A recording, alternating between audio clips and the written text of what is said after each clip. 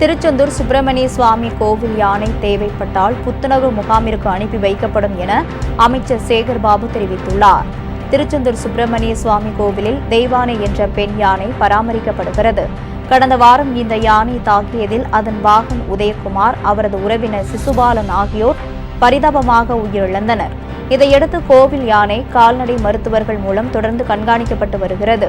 தற்போது இயல்பான நிலையில் யானை இருப்பதாக மருத்துவர்கள் தெரிவித்துள்ளனர். இதனிடையே அறநிலையத்துறை அமைச்சர் சேகர்பாபு திருச்செந்தூர் சென்று கோவில் யானை தெய்வானையை நேரில் பார்வையிட்டார். அப்போது சிகிச்சை முறைகள் குறித்து மருத்துவர்களிடம் கேட்டறிந்தார். பின்னர் செய்தியாளர்களிடம் பேசிய அமைச்சர் சேகர்பாபு, தேவைப்பட்டால் இந்த யானை புத்துணர்வு முகாமிற்கு அனுப்பி வைக்கப்படும் என்றார். உயிரிழந்த யானை பாகன் உதயகுமார் குடும்பத்திற்கு 10 லட்சம் ரூபாயும், சிசுபாலன் குடும்பத்திற்கு 5 லட்சம் ரூபாய் நிவாரணமாக வழங்கப்பட்டுள்ளதாகவும் அவர் தெரிவித்தார். அதோடு திருக்கோயிலிருந்து ரூபாய் 5 லட்சம் ரூபாயை அந்த குடும்பத்தாருக்கு இன்றைக்கு வழங்கியிருக்கின்றோம். அறங்காவலர் குழு தலைவர் அருள்முருகன் அவர்கள் 3 லட்சம் ரூபாயும், அதேபோல் முதலமைச்சர் பொது நிவாரண நிதியிலிருந்து 7 லட்சம் என்று 10 லட்சம் ரூபாய் இன்றைக்கு அவர்கள் குடும்பத்திற்கு வழங்கியிருக்கிறார்.